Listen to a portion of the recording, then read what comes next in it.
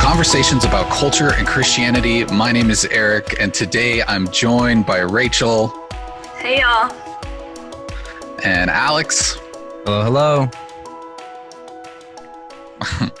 And if you're watching this, no surprise, but Pastor Mark Ashton is in our presence as well.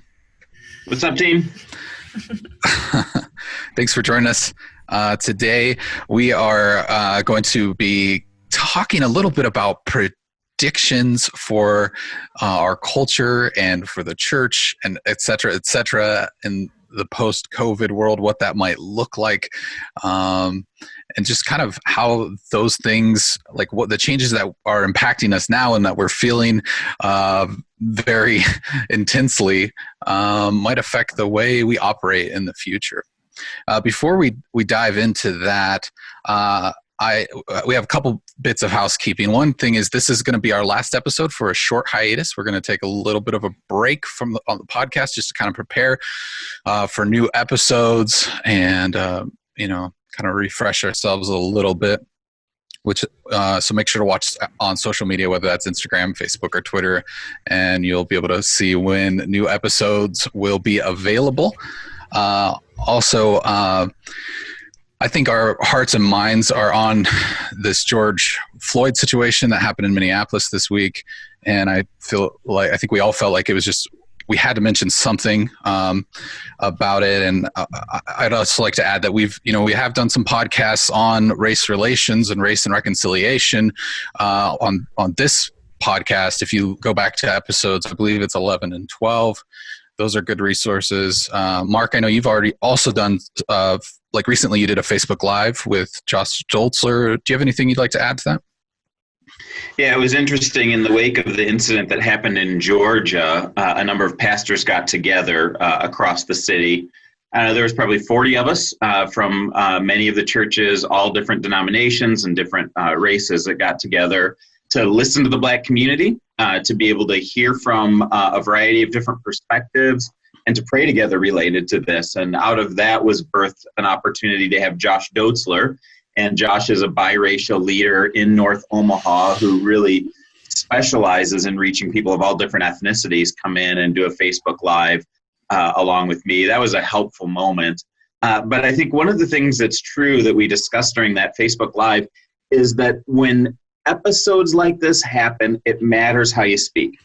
And I'm a white guy who leads a mostly white church. And I think for those of us who are in the white community, when we speak out to each other in particular and help frame up issues of injustice as really, really unjust and really, really sin and really, really painful and really, really needing change, it's the kind of thing that can create change in our own community. And so you look at a guy like George Floyd, who was, he was doing something wrong, but he was unarmed, 4-on-1, completely unnecessary. I mean, 7 minutes of video evidence of a guy with a knee on his throat, it's completely unnecessary. And you could see it in the way that the video unfolded, even people begging the police officers, bystanders saying, hey, you don't need to be doing that. And they just continued on. It was just a vile reminder of sin being in people's hearts. And just for context, I'm generally a very pro-police guy. I love our police officers. I love the protection they bring us. I stand in their corner. But sometimes there's one or a group that just go wrong. And when they do, we just have to name it as that really, really was wrong. And it should have the same kind of consequences as other criminals, with the exception that these guys really, really should know better. Yeah. Yeah, thank you for bringing that insight to this conversation. It's valuable. But yeah, let's move on to kind of the subject we're here to talk about today, which is kind of our predictions. What is it going to look like? Is this the new normal? We hear that phrase a lot. This is our new normal. Is it going to be a little bit of a hybrid of the new normal and the old normal? I'm not sure. I'm curious to see everybody's thoughts around this. So why don't we first, we're going to kind of break this up into a few sections, but the first part is let's talk about our culture and where we see this affecting.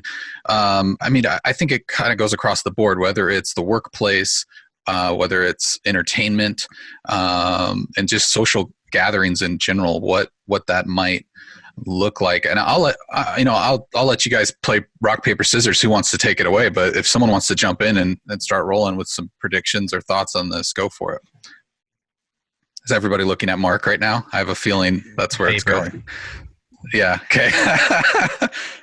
Well, I can start in with a couple. I don't want to roll through a full list, but there's a few things that I thought it was amazing how fast culture changed and adapted to new rules.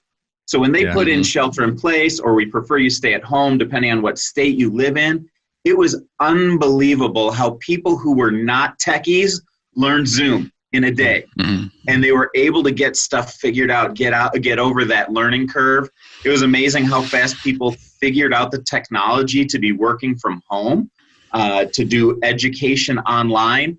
I mean, in a matter of days, literally in a matter of days, people had created a level of adaptation that was phenomenal, but also scary.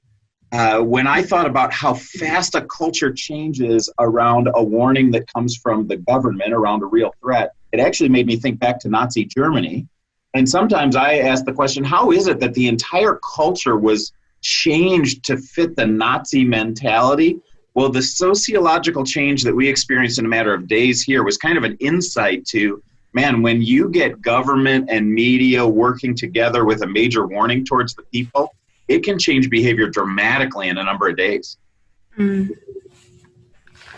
Wow. Yeah, I know that's been fascinating. And even, those comparisons of how that could happen. Cause it's hard for us to understand something so tragic, or how people could fall in line and think that was okay or whatnot. But then there's also people that have taken those to pretty crazy extremes as well. Like, oh, this is what that is. This is the way that the government, and it's also been crazy how fast just any kind of crazy news has cycled. So there's positive things that have cycled. There's awareness and awakeness to things like these racial situations that have happened that I think people are even more charged about because they're on social media and they're spending more time on their computer. So they're just seeing it more because you're spending more time there. And so those are some wins. But then there's also been like, hey, there's just gasoline on the fire of some conspiracies that I've seen that I'm like, wait, how did we get there? How did we get from like this to like everyone's being microchipped, and then all of a sudden, we all have the stamp of the beast on our forehead, And so it's crazy how fast even our imaginations can take us to places that are even beyond maybe where culture's taken us to. So I think one thing I didn't expect. I was just I didn't mean to insinuate that our government is like the Nazi government in creating the change that was there. I apologize if that was miscommunicated. No, I don't think so. I think that's fast culture change that's going on. Yeah, I was just going to say, I think one thing I didn't expect is how polarizing this virus is going to be. I think maybe it's just it's mind-blowing that it's like there's people way over here who are like, wear a mask 24/7, like you have to wear a mask if you're not wearing a mask, And then it's like, why are we going to wear a mask? Like, no, nobody should be wearing a mask. It's so polarizing on every single issue. Or we shouldn't be opening businesses, and we should be opening businesses. And I just was not expecting the kind of like clashing and polarizing things that were going to be happening from this virus, It's just interesting to see how a culture does respond so quickly, but then it is responding in different ways as well. And then that's causing a lot of just kind of tension between people right now, I can feel. Yeah, one of the interesting things to observe. Sorry, I keep feeling like you're fine. Zoom gap. No, you're good. One of the interesting observations is that oftentimes, the reopening is being positioned as a difference between health versus the economy. But one of the things I think that we find as pastors is that in not opening, there's an awful lot of health concerns that we're dealing with. Depression on the rise, anxiety on the rise. I was talking with one of our counselors last night, and he said that addictions are on the rise in a powerful way. That many of the people that we've been working on in alcohol and drug and sex addiction types of contexts are going back to their old habits because of the isolation, because of the lack of community. And the truth is that the human heart was just designed for community. And in the church context, it was designed for worship. And when you deprive yourself of things that you were designed for, you're going to have deleterious health consequences, suicides, family breakups, abuse happening. There's all kinds of pain that's being caused by that. So really, there's an overall health concern versus another overall health concern that we could be weighing.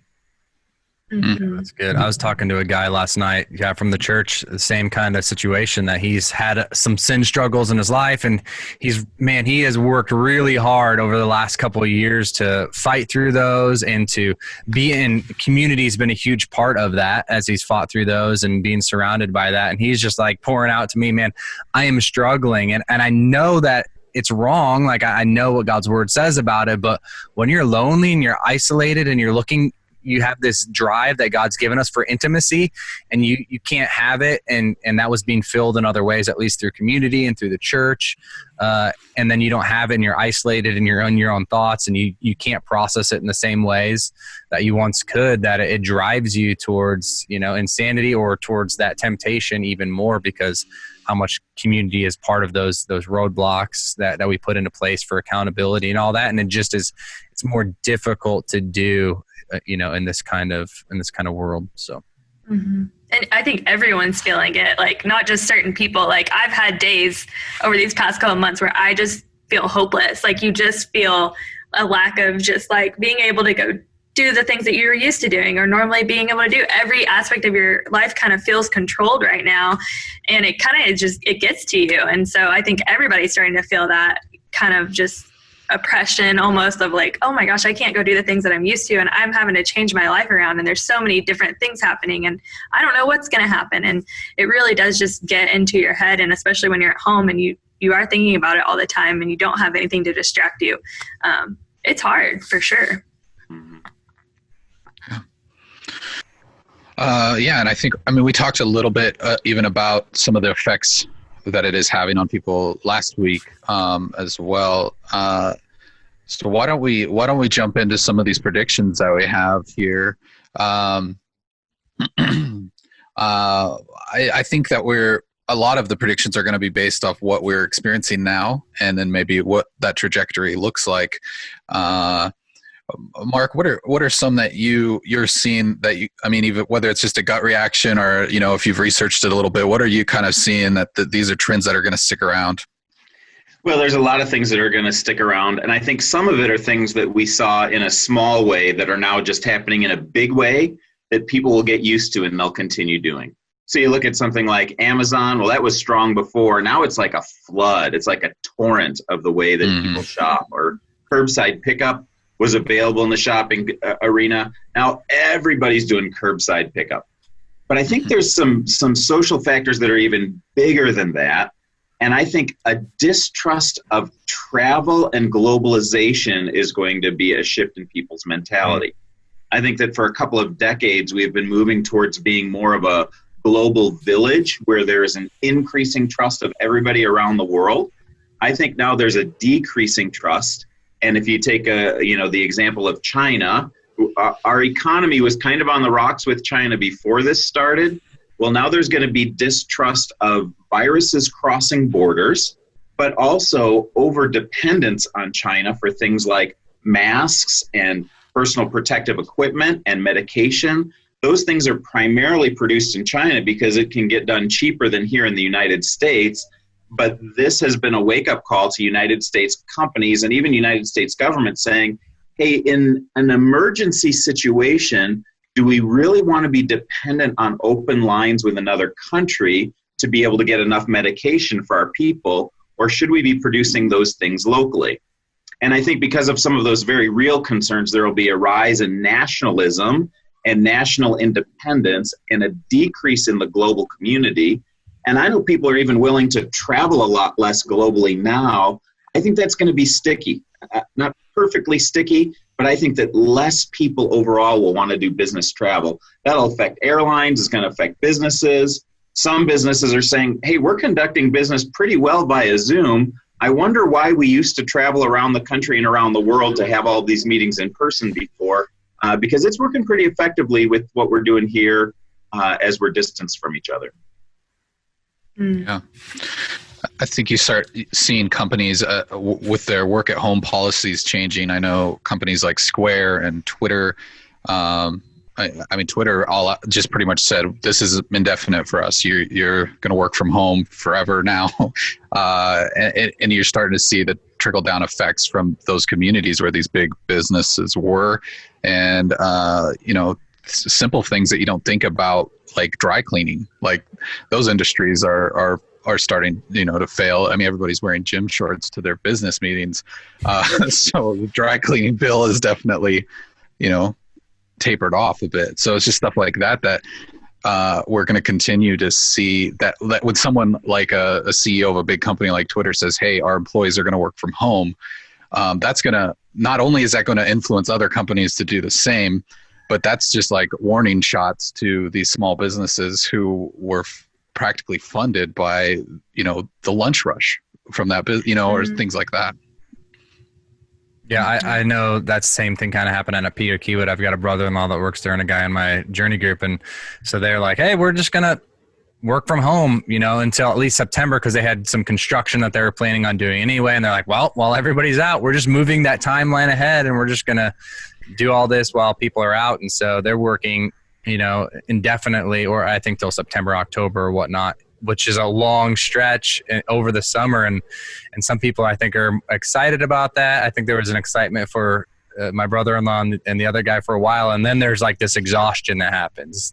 That's part of it. I think people can give grace for like a couple weeks or maybe a month. And then it's like every week that this continues, it's like the grace that we can give for it starts to deteriorate, which I think leads to what you were saying a little bit, Rachel, like you just become like, you just want to freak out in some kind of ways. And you just got like, yesterday was like the first day I didn't like sit right here for like an extended amount of time. And I like got down here today and I'm like, what was that like? That like yesterday was so amazing, And so I think those things, the grace, I think it'll be an ebb and flow, because I think a lot of people are pushing towards that and they're like, oh, this has worked, but you've only got a month or, 2 months worth of data to be going on. And then you've got all the mental health and all those things that you haven't accounted for. So I think companies that move that way will have to be more intentional about not just caring for physical health of employees, but how are you caring for the mental health and physical health, because you just aren't moving. I mean, you're a little bit more sedentary and all that kind of stuff when you're in these kind of positions as well in your house. So marriage. Well, and I think too, marriage is on the rocks. We've heard stories of that too, and I think, we don't know when it's over either. I mean, it's not like the virus. I feel like people have kind of acted like, oh, we're opening, it's all done. We did it. Like we spent 2 months inside and it's over. So everything's fine. And I saw a local headline that said we had one of the highest spikes in hospital admission for the virus just last night with 22 new patients admitted. And so it's not over. And I think that's the thing, that it's really hard to let that sit in too, because we have this desire to get back to normal, and it's like, well, what that looks like at this point, we just don't know. It seems like there's a difference in the curve between what actual health risks are out there and the sociology of people's perception of the health risks that are out there. That when it was really, really low, back in March, we're shutting things down, and now that it's actually still on the rise, hasn't even reached its peak yet, we're opening back up again, and people's mentality is not necessarily connected to the level of risk that's out there, and it's just interesting to watch that socially. Yeah. What are some other predictions? Do we have any others? Anybody who wants to get out there? It's now's your time to be Nostradamus, I suppose. I was just going to bring up one thing that I noticed that was kind of interesting. I feel like at the end of last year, kind of into the beginning of this year, there was a rising popularity in slowing down or ending hurry. Jefferson Bethke, John Mark Comer coming out with books. And I think a lot of people are kind of starting to get into that of like, oh, let's slow down. Like, let's stop being so busy. Like, why are we always running around everywhere, stressing out and being overwhelmed? And I think it was really cool to see how those came out and people are reading those. And then all of a sudden, we kind of are forced to slow down. Like, you can't go to your basketball games anymore. You can't, go do all these things that you would normally do on the weekend. Or so I'm just wondering if this is going to cause a lasting change of people are slowing down and they're enjoying it and they're liking their time with their family, or the things that they're getting to do now. Like, I'm having slower mornings and, getting to spend way more time, cooking breakfast or whatever, just things like that I think people are starting to do and enjoy a little bit more. And I'm just wondering if that's something that might stick in the future. Yeah, for sure. And on that note, Rachel, I have a couple of family predictions that I think might stick. One of them is I would predict that families will become less obsessed with elite level sports for their kids. I think as they realize what it's like to be able to have family time together, some families will really enjoy it. Some will go back to elite sports as fast as they can. But some of them are going to say, man, we've been missing out a lot because we've been giving ourselves over to this kind of god of elite sports that really wasn't paying off the way that we hoped it would. Now that we've experienced 2 months of at-home time with our kids, we see a lot of value in that. Another thing is, I think there's going to be a subset of people that realize that homeschool education is far more efficient and more effective for their family than it is to send people to the public school. Some are going to love sending their kids back to the public school. It's going to be great. No judgment on these things. But I know for us as a homeschool family, we could get homeschooling done before noon every day. And then our kids had great time for development and family time and all kinds of things.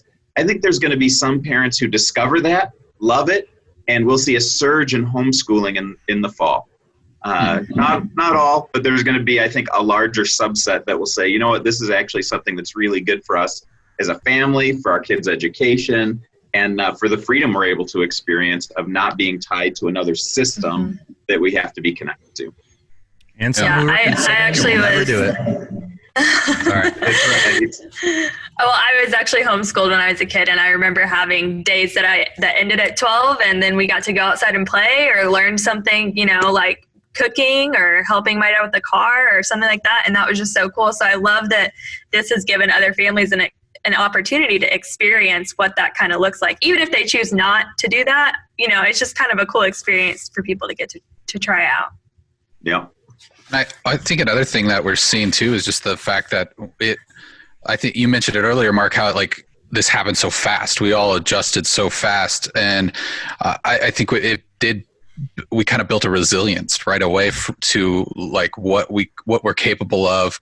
And it forced innovation because of necessity. And I think the innovation is one of those things that we're going to continue to see out of necessity. You see stuff like concerts now. I mean, we can't gather together for a in-person concert. So even local venues are starting to sell tickets to a live stream that you can watch online. It's stuff like that because it's the only way they're going to exist, right? It's, it's a necessity. Telemedicine, I think, is obviously been on the rise. I think we're going to probably, my personal favorite prediction is robots. I think we're going to see more robots. I do. I think we already see a lot of them people probably aren't, always aware of it, but whether it's in manufacturing or, we've even seen examples of drones and things like that delivering medicine to people during this epidemic. So I think we're going to see that. And then I think around our culture as a whole, sporting events are different. They're going to change that. It's going to look different. How our stadium's going to be filled? I wonder if we'll see a rise in esports popularity where, that's kind of been a subsector of the culture. People watching other people play video games maybe isn't I've seen some very angry football fans when ESPN decides to broadcast a video game tournament. But I do wonder if we're going to start to see that sort of thing rise in popularity because of this. And that's called esports, watching other people play video games? Well, if we could get into it, but technically there's a more casual, like, hey, I'm just going to watch people play video games for fun and their commentary on the video game. And then there's actually like a competitive side that's called esports.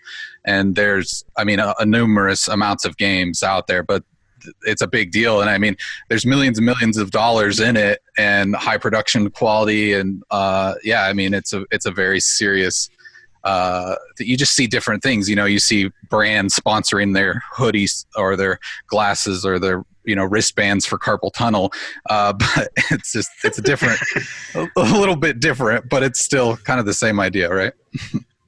Yeah, I mean, I think you saw a lot of more people probably watched golf than ever the other day when they got to watch Phil Mickelson and Tiger Woods against Brady and Manning. So I think a lot of people are so desperate for sports that they were willing to, try new things and actually consider golf a sport. But I think another couple things that I was noticing, I've got a nephew that is highly involved in, elite level, sports and stuff like that. And it's been interesting to see how his identity questions, because I think especially as you're a teenager and you're in adolescence, that question, who am I, is constantly looping in the background, and every decision you make is trying to answer that. And so for him, when your entire, you go to school so you can wear the gear and so everybody knows, and then that's cut from you, and then you've been looking forward to this sport, and your whole identity is wrapped up in the fact that you play a sport for this certain elite team, and now that's been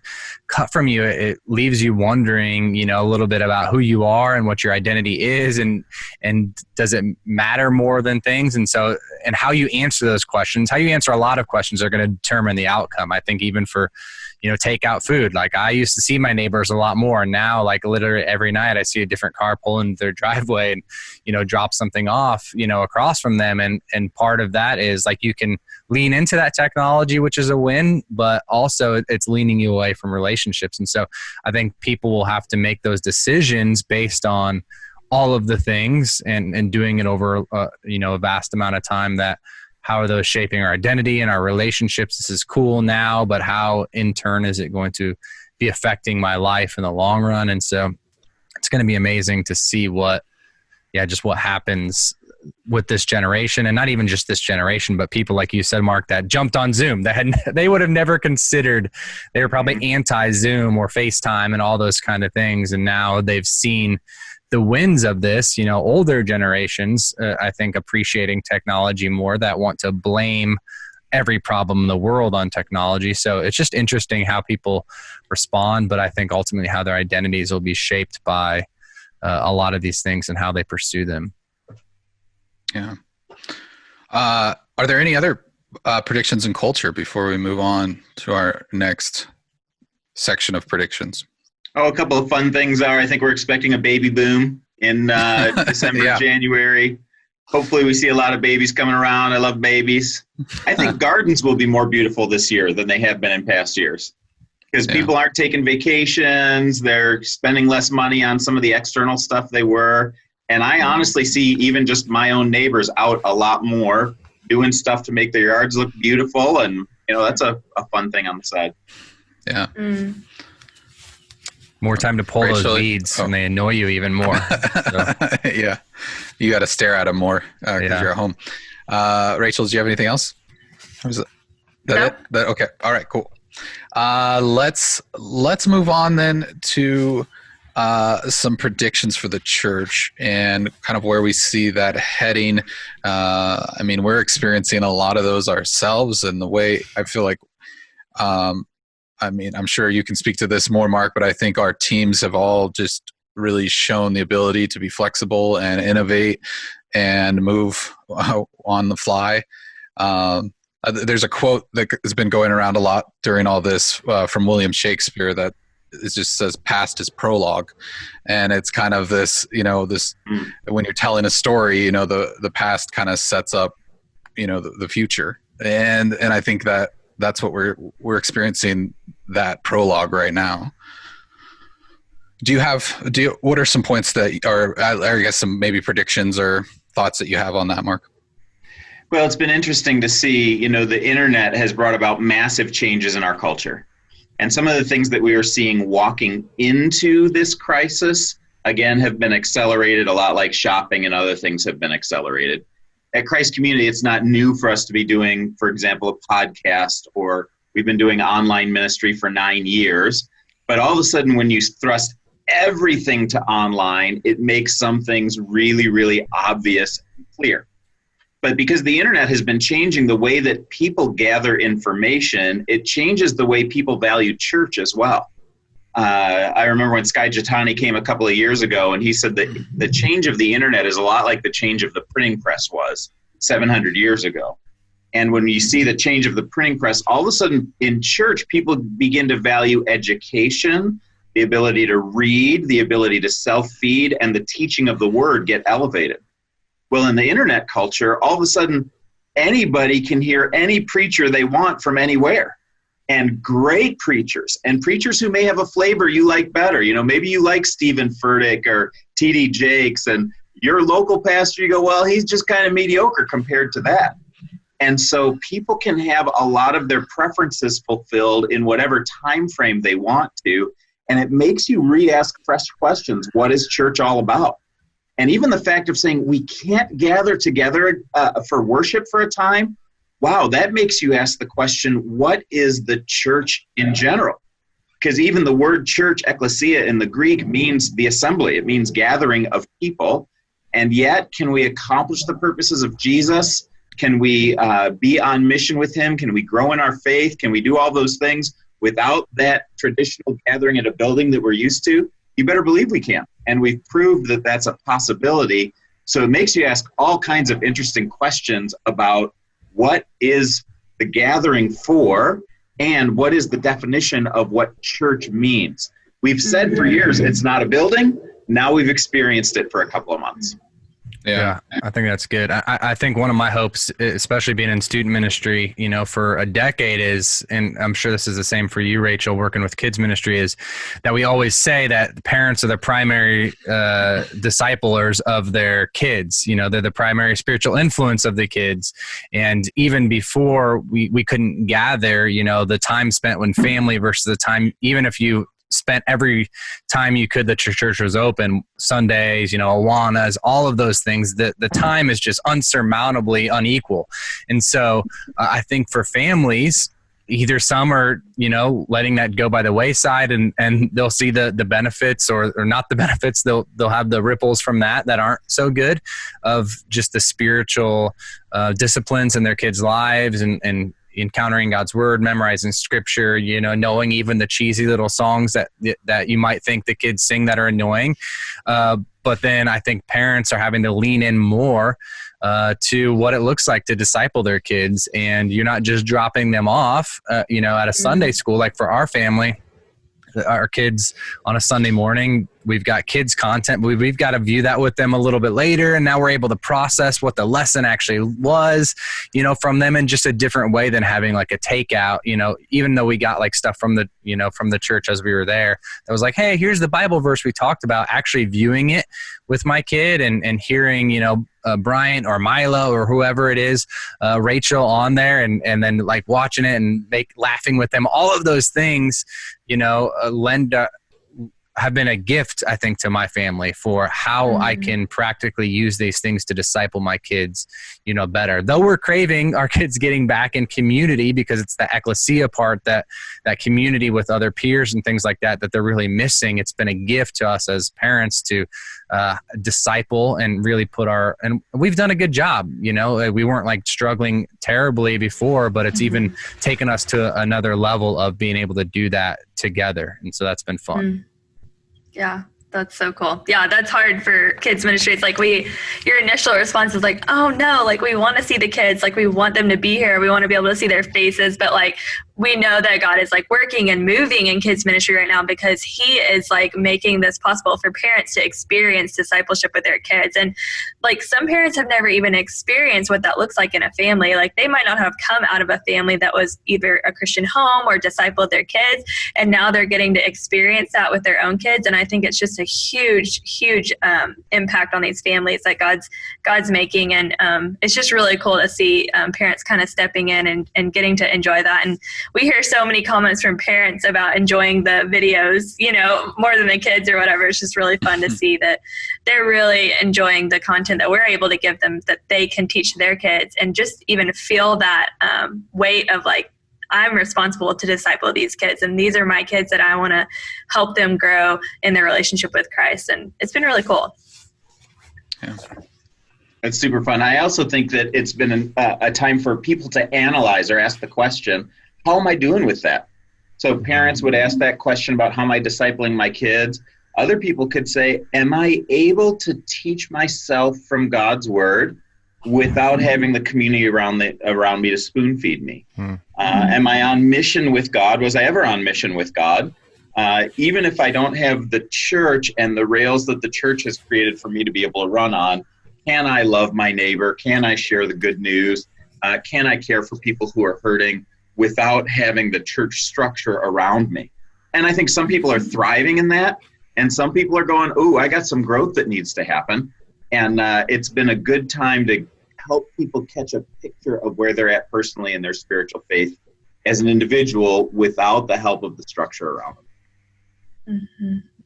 And I'd never want to go to a place where we don't have the structure permanently. I just think it's been a nice pause for us to be able to do that kind of evaluation and realize what is the benefit of the gathering. Because I think when we look at the gathering in the future, one of the things that is not true of online, that is true when you gather together, is there's an experience of the presence of God that you get when you have a corporate worship environment. The Bible says God inhabits the praise of his people. And so I think those moments, and you guys are probably on the same category where you go, I'm deeply emotionally touched just by being in a room of worshiping people. That takes place in a way that doesn't happen the same when you're in an online type of environment, when you're in your living room. I even know that, I stayed home this week with my family and experienced church like everyone else because Alex was preaching. And it's just hard even to sing robust with 4 people in the room, especially if you're a bad singer. And we tried, but honestly, it was kind of pathetic compared to being in the room with 1,000 people worshiping together. So I think that's one thing that's not going away. Another thing that's important about the gathering is my worship team, my pastor, my context, my mission. You can listen to Hillsong songs on the internet and great preachers bring great messages, but it's not wrapped up in my life and my community. It doesn't speak prophetically to who I am and where I'm at. It can only speak generically to the general Christian context. And so what you have personally is something that can't be substituted through preaching that comes from other places and other venues. Yeah, it's so good, Mark. I know, for me, I gave a message just pre-recorded before, and you've done all the work just like you would going into the venue when you're going to preach, and you've got your outline and everything there, and you just give it to an empty room, to a camera. And even this week, just being in that room, even though it's a handful of people, but hearing and being a part, experiencing the worship in a live way, it's just fully different. The way it prepares my heart as I was going to speak, and it's just as a person, just being in that room and sensing and feeling emotion and those intangibles. And I think, for some people, it's hopefully going to drive.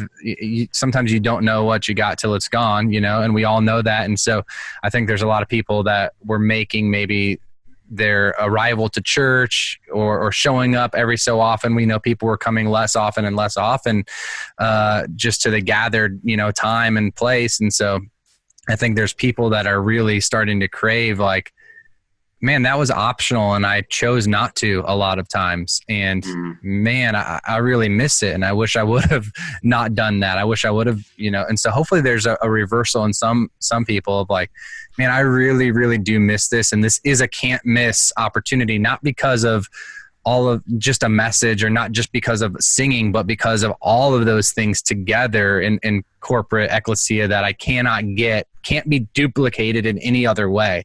And I think we've convinced ourselves in some ways we can duplicate that through some of the online stuff. So there's going to be a tension of, man, what can't be duplicated and what can be duplicated. And I think people will wrestle through that a lot. Yeah, I think that brings me to a question that we've been asking even before the pandemic is, can someone be a full on member of CCC, a passionate Jesus follower? can they do that all online without ever, stepping foot into the church? And I guess I'd ask that to you, Mark. Like, what are your feelings or thoughts behind that? I think because, for example, we've seen people from across the country reach out to us on social media and through email and say, "Hey, I've been tuning in because of your online services," and you're starting to see them plug in with our Facebook groups and different things like that. And I think we were kind of almost asking it as a hypothetical before the pandemic, but now I feel like this question is more of like a sincere, like, well, is this possible? Yeah. Well, and this is just a little bit of future looking for me. As I mentioned, we've been doing our online campus for 9 years, but we've been doing it as a way of primarily being either an on-ramp towards live or as a plan B for people who can't make it live. So that's been our main intent related to it. But asking the question, can you live there as your permanent home? I think the answer is it is possible to be a fully devoted follower of Jesus and to be a full member of Christ Community Church and never set foot into our building. I think it's possible for someone to say, I'm going to trust Jesus, I'm going to study God's word, I'm going to serve people, I'm going to give financially, I'm going to be connected in community and not be in the building. Electronics make that possible in a way for the first time in world history. So it's definitely possible. I think where the jury is still out is how common will it be? How plausible is it for people? Because while it's possible, we're just still asking. And for me, I'm an experimenter who's saying, I think it's worth going after this. I don't want to be, Sears in the era of Amazon. I don't want to be the Kodak that's here in the era of Instagram. I want us to be asking the question, how do we reach a new generation? And as you mentioned, we've actually got hundreds of people now that are participating online who are not a part of Christ Community Church 3 months ago. And so now we're asking the question, what do we do with all of those people? And how can we use the tools we have online to actually create disciples in ways that were not possible before we had online? But one example I like to share with the team is that when I was in college, I had a summer job.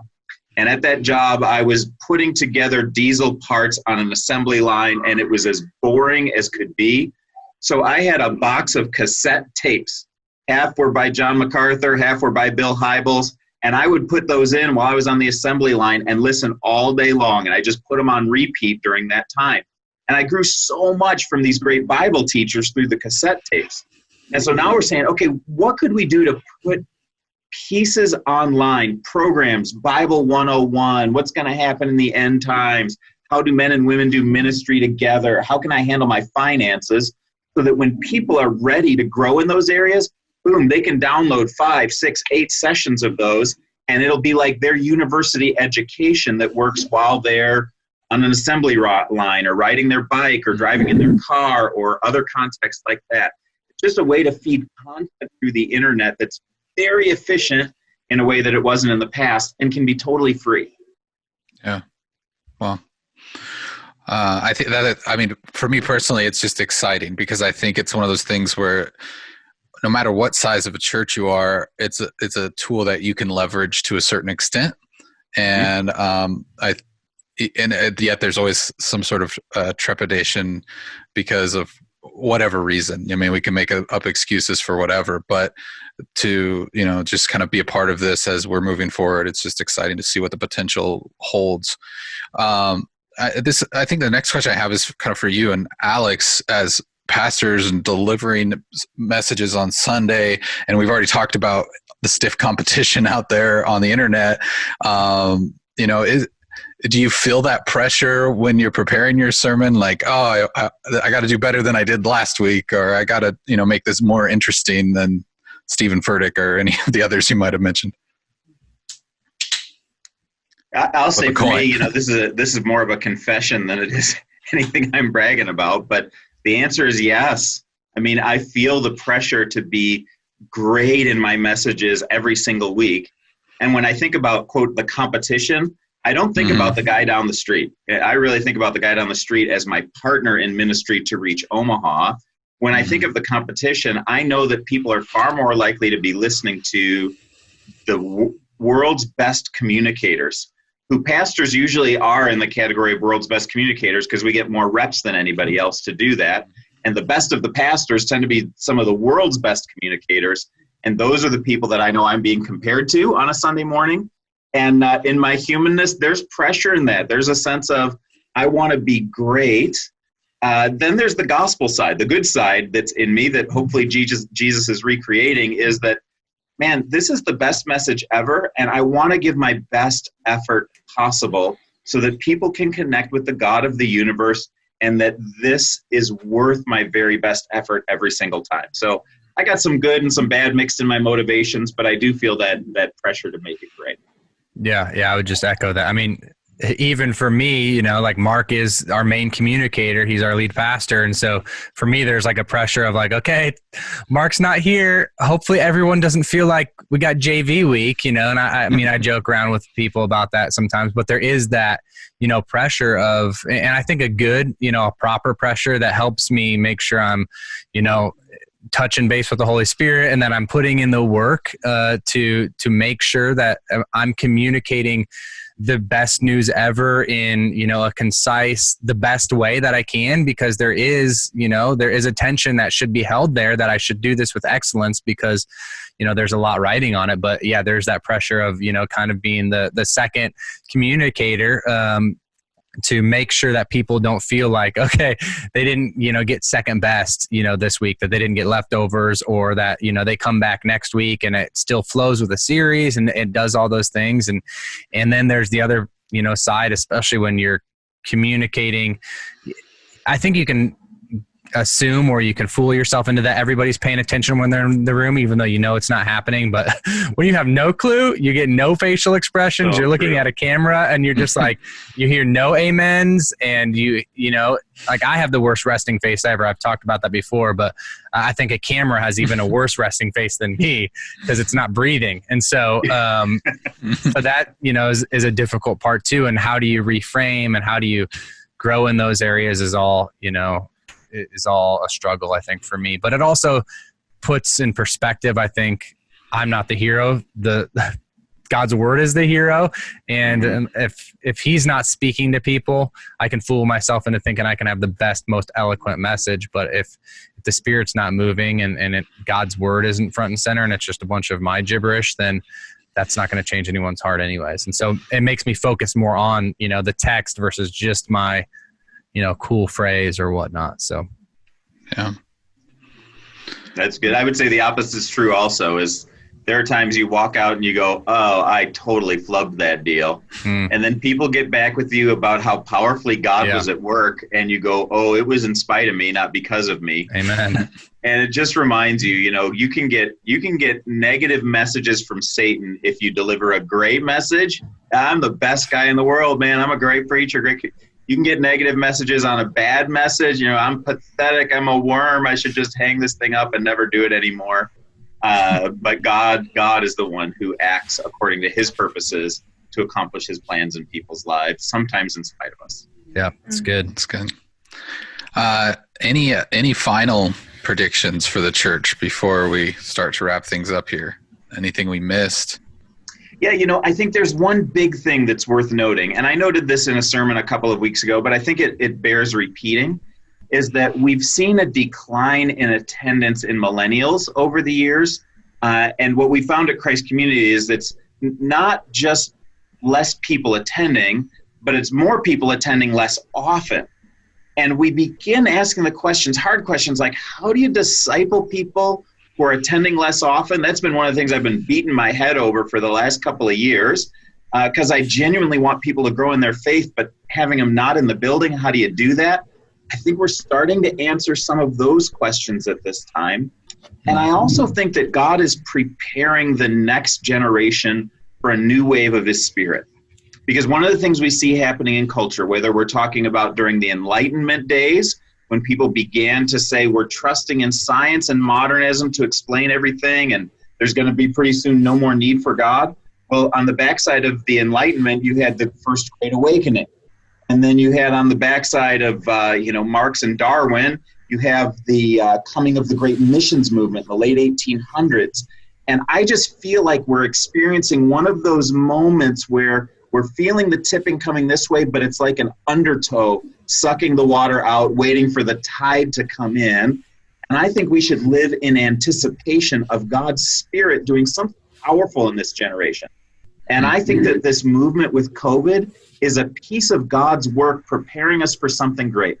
And I don't know if I can predict it at all, but I think that we should wait in prayerful anticipation that God's going to do something amazing in this generation, and that this COVID thing is not an accident that's outside of God's design, but it's part of the next great wave that God's going to bring crashing in. And 100 years from now, we'll be able to explain these things that happen, but while we're in the middle of it, we just need to wait on God and expect him to do something great.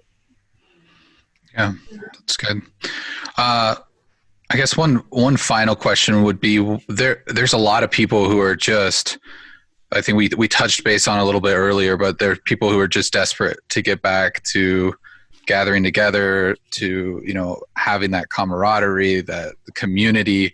What would you say? What kind of encouragement would you give to them when they're like, "Oh, I'm so disappointed that normal church services aren't happening on Sundays"? What kind of encouragement can you give to them? I'll start again. I know I'm talking a lot, but I'll start with an explanation, which I think may be the most helpful piece of the puzzle, and then I'll give a little bit of encouragement. When we reopen, one of the things that some people aren't aware of is that there are still constraints in how we reopen. So, for example, we wouldn't be allowed to have kids ministry. Everyone would have to be 6 feet apart except for people that are in their immediate family. We're not allowed to schmooze in the atrium. We're supposed to encourage people to leave the building right away without hanging out with each other. And at some point you ask the question, at what point is that no longer ecclesia? At what point is that no longer a gathering? At what point is it just kind of a cultural experience that we're stuck on? And either way, it's a plan B. Online is a plan B, or socially distant services are a plan B. And what we want to do is make sure what we're inviting people into is going to be a better experience than the plan B that they already have. And then there's all kinds of complexities around volunteers. The church is highly volunteer dependent, and there's going to be a variety of people who say, I want to come in quickly, and others who say, I want to come in slowly. This is probably most complicated in kids ministry. Rachel can speak to this. And that if you don't know how many people are going to come in and be with those kids, being willing to take the risk of coming in and being small group leaders, you can't really open up rooms until you have that kind of assurance. So there's a lot of complicating factors that we're trying to work on as we talk about reopening. For people who are saying, I'm yearning for community, I'm in a healthy place, I'm not concerned about kids ministry, I just want to invite them to come on June 10th, as we're going to be opening up for a short time of worship and a prayer meeting. I'll be there, the elders will be there, and we'll be praying for what's going on, because we need to be praying right now. And for people who are yearning for a gathering, that's something they can come back to. And the last thing I'll add in for an encouragement is you can still gather together in your driveways. But one of the things that some groups have been doing is Sunday morning, they'll put a laptop out on their driveway and they'll have 2 or 3 families come over and, socially distance worship together in that context. Well, that really is the ecclesia. I mean, it's a small church, but there are jillions of small churches all around the world that gather together around a common theme and worship together and love each other. And that can still take place with a little bit of initiative on your part personally. That's good. Anyone else have any final encouragements there, or no? Silence. Jesus Crickets. is building his church, and the gates of hell aren't going to stop it, and so Amen. That's true. So, all right. Well, I think that's about as good a stopping point as any. I want to thank Mark for joining us today and sharing your insight and your predictions. It's always good to have a chat with you. And thanks, Alex and Rachel, for joining us. Everybody for listening or watching wherever you might be. We really appreciate it. If Again, just a reminder, this will be our last episode for a brief hiatus while we take some time to dream a little bit and plan and pray about where we're headed next with this podcast and what we want to do in the future. But if you have any questions or you want to reach out to us, you can always do that on social media at CCC Omaha, or you can send us an email to this podcast.